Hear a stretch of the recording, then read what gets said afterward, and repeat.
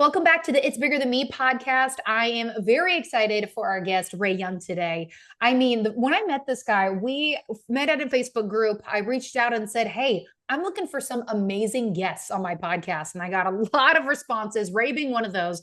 We jump on a call and we could just literally talk for hours. Not that we did, but there were so many just connection points and what God is doing. And he always talks about like, let's talk about leadership and impact. And I'm like, gosh, we could be on here literally for hours, right? If we talked about all of that. But today we're actually going to really be diving into the topic of stewardship and multiplying what's in your hands. And so I'm very excited to introduce Ray to you. So, Ray, before we jump into today's topic, welcome to the show. And please tell the listeners a little bit more about you. Hey, Molly, thanks so much for the invitation. I've been really excited about doing this. And just like you, it was immediate, just alignment and spirit. So I'm excited to do that. And then also to share with, the people who will watch and listen to this podcast. I'm an executive leadership coach, motivational, or maybe more educational speaker, and then coach people on that, do some business consulting and training. I'm a real estate investor. I run some businesses. I think the problem I figured out is I don't do very well when I'm bored. And so I just choose to never be bored. A lot of different things, but that really even transitions into our topic for today. I know you've been doing a series on stewardship, and it's one of the things that's really been helpful for me and even a growing process because, like I'll read Philippians chapter 4, and Paul will say, I've learned the secret of being content in any and every circumstance. And reflecting on that, I go, Ray, are you content? Because I'm pretty driven. And yet at the same time, I'm really satisfied. I recognize how blessed I am. And, the Lord's been way better to me than I deserve.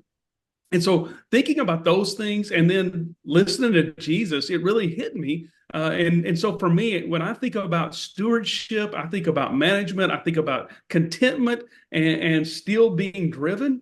For me, the image that I have is of an open hand, and I want to have an open hand to the Lord, and anything He wants to put in my hands, I want to receive. And it's literally, and that was part of Paul's. I mean, he wasn't just grateful for the blessings. He goes through a lot of difficult stuff that he says, I want to be like Him and suffer like Jesus, and I want to be conformed to His death. And honestly, I go, there may be a limit there. I'm not sure about all of that.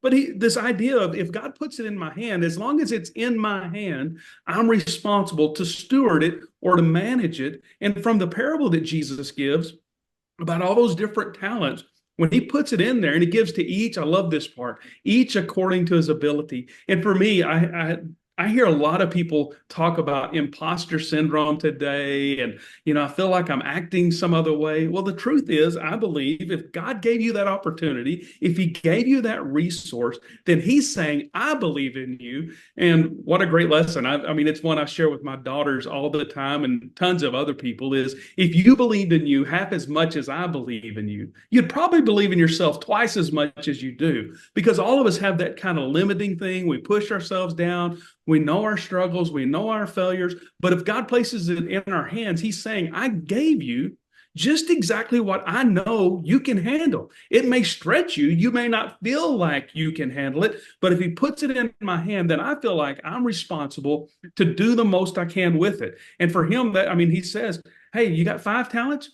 That guy went and made 5 more. The one who got 2 talents went and made 2 more. And the one who got 1 talent says, I don't think I'm going to risk it.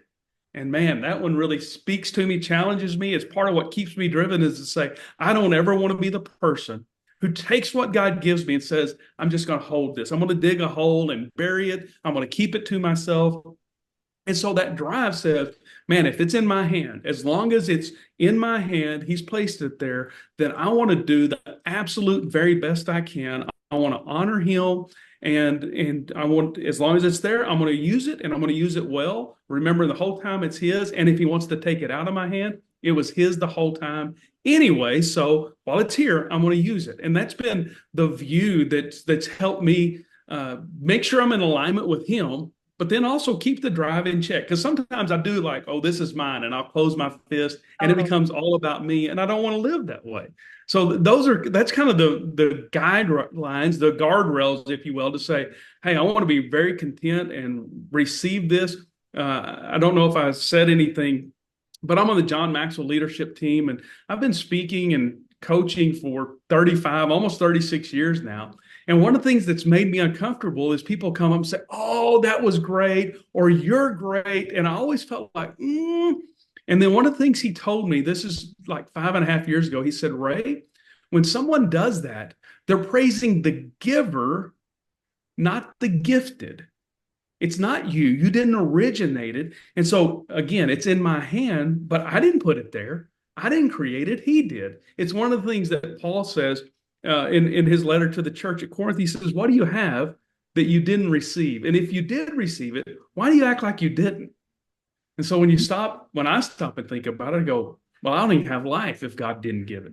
I don't have any abilities, any resources. I don't have anything. He gave it all. So as long as he's given it, then I feel like I'm responsible to do the very best I can with it. And that's really helped me. Gosh, there's so many good things in there. I love it. And one of the first things, it was a question that popped up for me as you were talking, because we can all tell by what he just shared, there's a lot of experience behind that. Is there a lesson that you had in stewardship that really got you to shift your paradigm or perspective in any area? Because when it comes to stewarding, the series that he's referring to is I went live every single day in September talking on different aspects of stewardship, because typically people think it's just money, but it's everything that we get to steward. So I'm curious, what area of stewardship kind of maybe rocked you the most or stands out to you that you can share with us, just to give the folks at home a little perspective? Thanks. That's a great question. And really, there are two events. I don't know if you think about it this way. I can look back in my life and see places where there was a massive mindset change, or there was massive growth, or like the light bulb came on. I'm like, how did I live in the darkness so long? So there were two things. One of them, I've only got a few things I'm very good at, and then there's a long list of things that I'm not. And so evaluating one year, I thought, man, I really need to get better at this and this. And it was literally 6 things. And so I was working super hard on those, New Year's resolutions, but I was sticking with it. I made it past Valentine's Day when most of those things end. And about halfway through March, I was talking to my wife and I said, I'm just exhausted. I am doing this. And I just went through my list and I'm being intentional here, and I'm blocking time here, and I'm doing all of that. And she said, yeah, but what about us? And I said, what do you mean? And she said, what about the girls and I?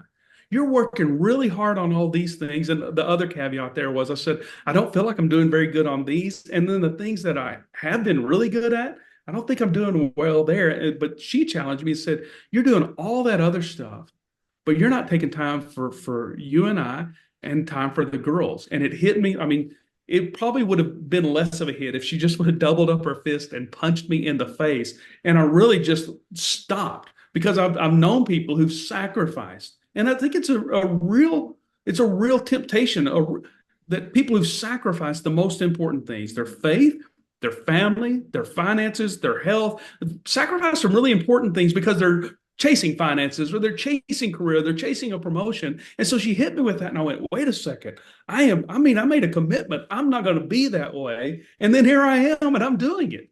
And so I really, really went back and said, what is it you're good at? And this was a huge change for me, is I thought, and I still think, I could do just about anything, but I shouldn't.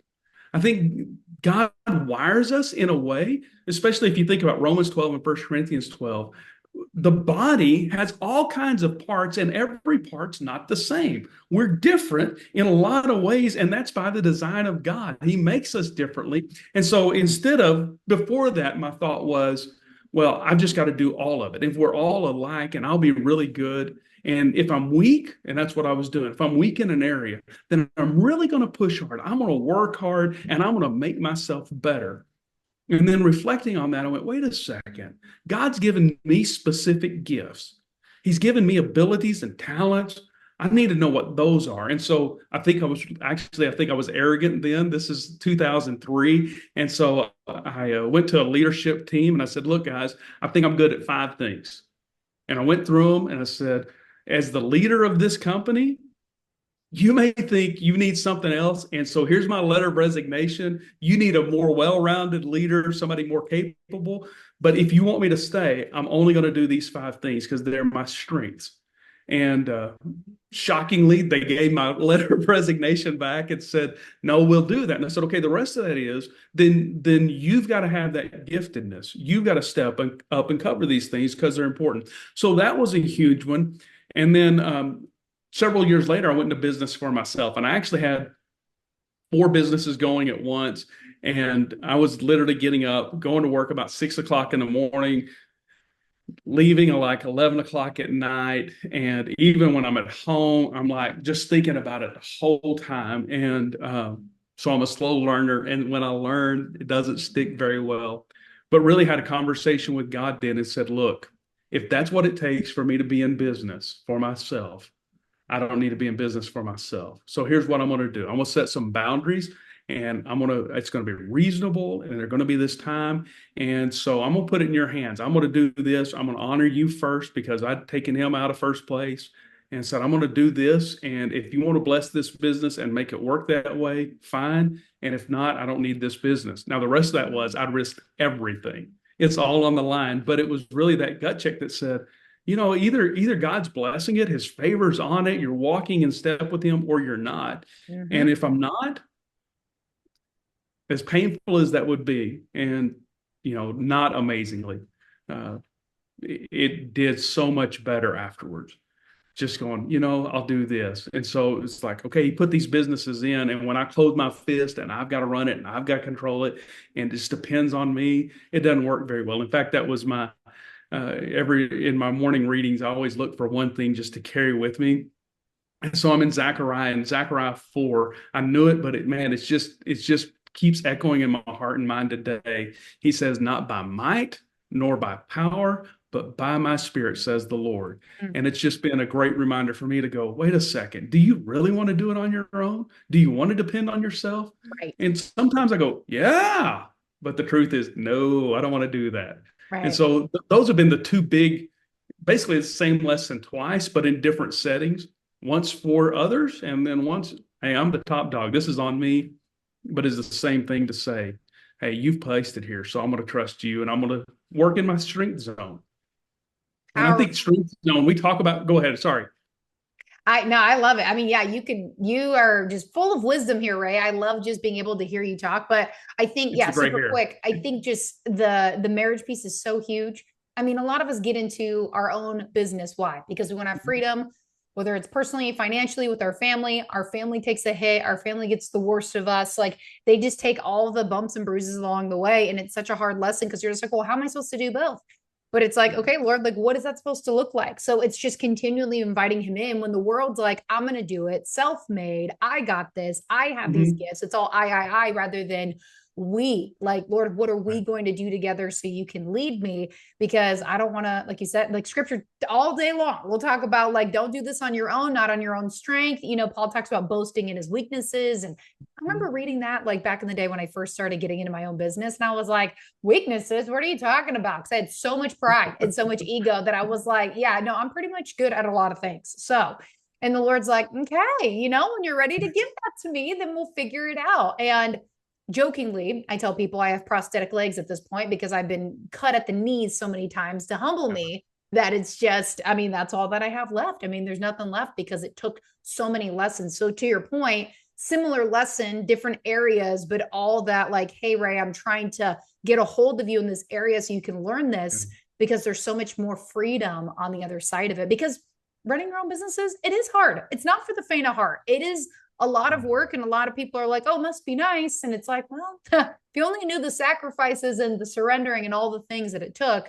But it's such a beautiful lesson in just really submitting to the Lord, having him lead you, and then being able to create what he wants to create through you. So that's really powerful, especially on the marriage front. I love that you led with that, because a lot of people, their relationships, it's everything. And then that takes a back seat once you check it off the list. I have it. Well, you have to nurture it, right? Like, it's like a garden. Like, you got to make sure the weeds are out of there and it's watered and sunlight. And if you don't do that, then the weeds are going to choke it out. And hopefully you hope it survives. Right. Yeah. And I think we do a lot of times, business owners, we get in and think, well, I'm going to have time freedom and money freedom and all these things. But what we actually do is those things become the slave master over us. And that's part of what's behind I told you that I'd written a book and it's called Run Your Life, and they're literally lessons that changed me from running, but they apply to everyone. And it is to go, wait a second. So often we feel like life's running us or my business is running me, and we get it out and it's like step back and go, wait a second. Is that the way it's supposed to be? Is that the way I want it to be?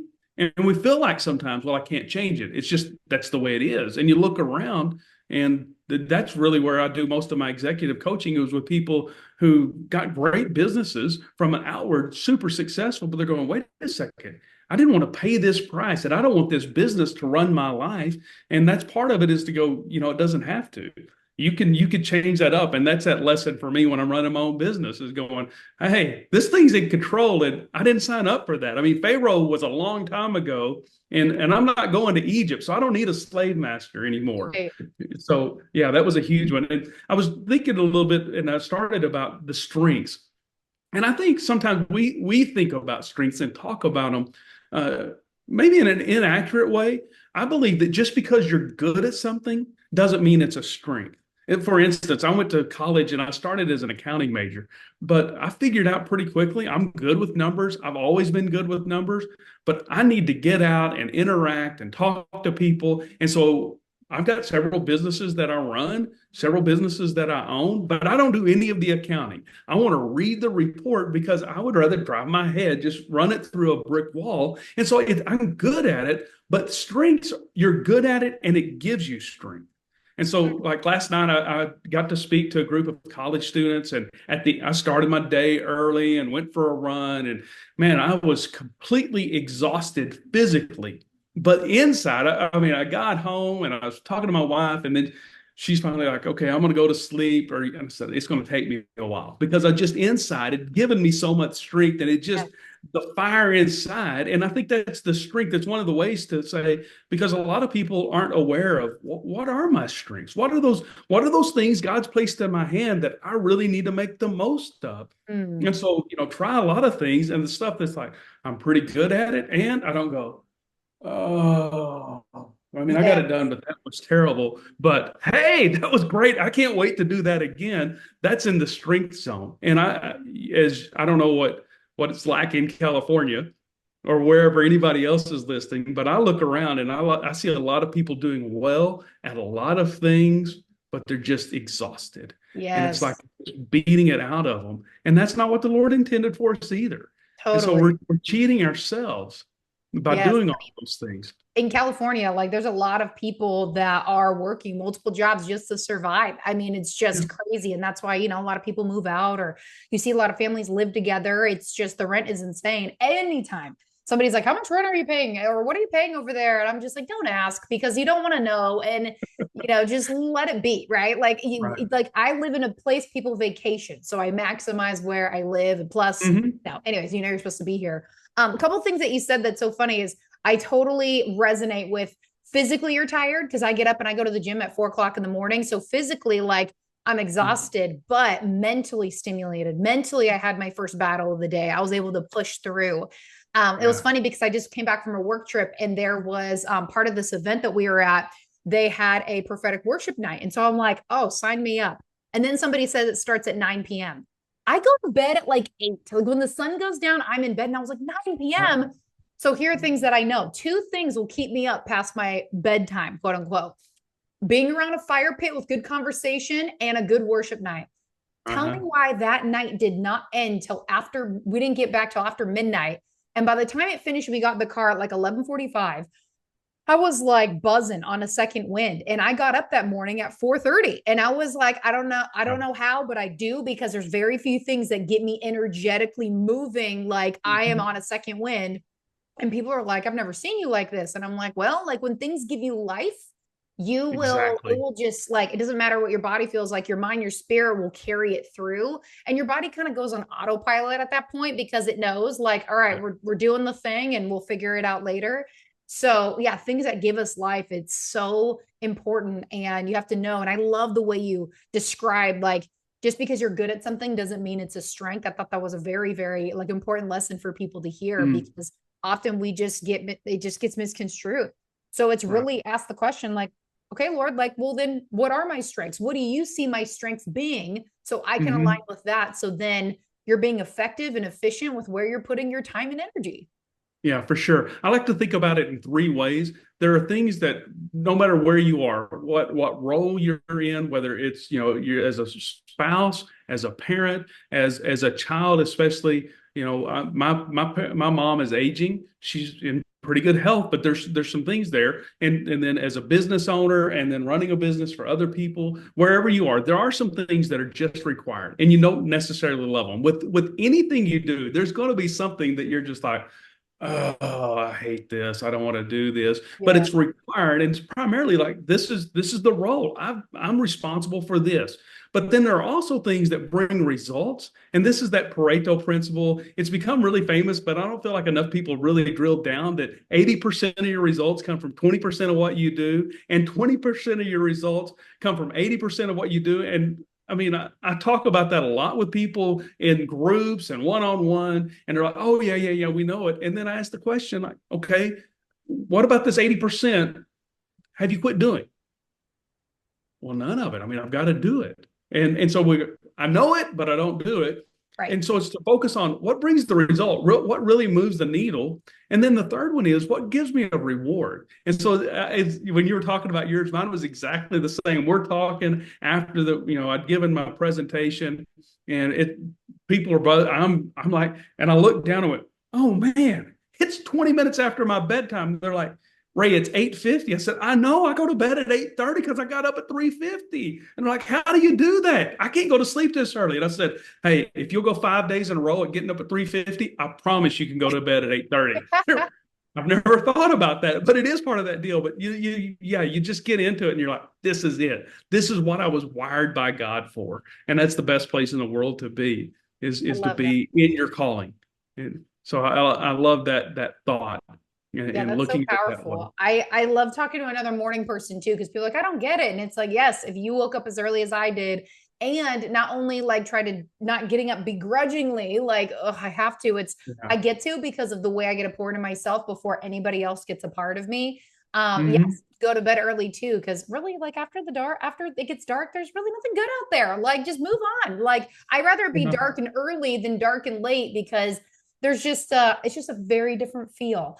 But Ray, this has been Yeah. so good. My gosh. I mean, the amount of wisdom and nuggets, like I feel like there's going to be like smoke coming off of people's pencils and pens as they're like writing notes. Before we wrap up today, is there anything else you'd love to leave us with? And then ways that people can find and connect with you? I think it's also maybe one of the biggest changes for me has been, primarily in whatever the venue, whether we're talking about in churches, business, schools. We've kind of had this pyramid where the person at the top, the leaders at the top, and everybody's there to serve them. And especially people, kingdom minded people, it's like, wait a second, that's exactly the opposite of what Jesus said. And so when we turn that pyramid upside down and we see ourselves as support, as there to serve everyone else, it also lets some of that off, because you go some of that pressure off and you say, wait a second, my role here is to love you, to support you, to care for you, to take care of you. And when you think about it that way, when the people that we work with are doing well, they in every area, spiritually, emotionally, relationally, in their career, in their finances, in their relationships outside of that, when they're doing well there, I mean, the quality of life goes up. And when your quality of life goes up, everything else does too. And even kingdom people, we forget that sometimes. And it's like we want to go to the top and we want to be the one who's getting to tell everybody else what to do and how to do it and when to do it and hold them accountable, instead of saying, hey, God's gifted you too. And really believing that God's put people, he brings us together. And when we recognize that, then we're able to love them and serve them and want what's best for them. And so I think it's and I think it is. I think that's gaining traction, but I can't wait for it to get even more traction throughout the world of saying, hey, we're here, and what do you know? The Lord's way is better than our way. I really have enjoyed this so much, and I hope that it's been a blessing to a lot of people. I Definitely. hate to self promote, but I do. It's really short, and somebody said, "Hey, it's not perfect. It's got grammatical errors," and I'm like, you know what? I'm not perfect. It's not perfect. By the way, you're not perfect. But if you can get rid of some of those things, and we're going to the third edit right now, try to get better. But it is, and I believe this is. It's not me, but I believe God's done some things, and He's taught me some things and given me some experiences. You're talking about getting up early. One of the things I love the best about getting up early and going to exercise is I've had some time with the Lord, and then I have some time while I'm doing that, but I got to win because a lot of mornings I don't want to get out of bed. And then I do something physically challenging, and it's like that's a win. And when you start with wins, you keep going. And that's one of the things I love the best about the book is that it just lays that trajectory out there and says, hey, here's some small things. It's really fast. It's pretty simple, but it really makes a difference. And then, I'm on all the stuff, Facebook. I think it's Ray Young 2 or Ray Young .2. My Instagram is the number 4 Ray 2. And then, my website's rayyoungspeaker.com. But I'd love to connect with people and serve. And maybe it'd be good for them. And I really believe that some of the people that are watching and listening to this, that they can add some benefit to me and blessing to my life as well. So I want to thank you again for being a great host and for the opportunity to share with your audience. Absolutely. I mean, this has been the treat is all mine. The pleasure is all mine. This has been amazing. So, yes, definitely connect with all the ways that you can connect with Ray on his website, check out his book, all the good things. But, Ray, thank you so much for your time today and just blessing us with all this wisdom with stewardship. And yeah, there's just so many good nuggets in here. I appreciate you coming on. It's been great. I've really loved it. Thank you. Thank you so much for taking the time to listen to this episode. It means the world to me that you would lean in, listen in, and be able to hear the value that's being shared on this show.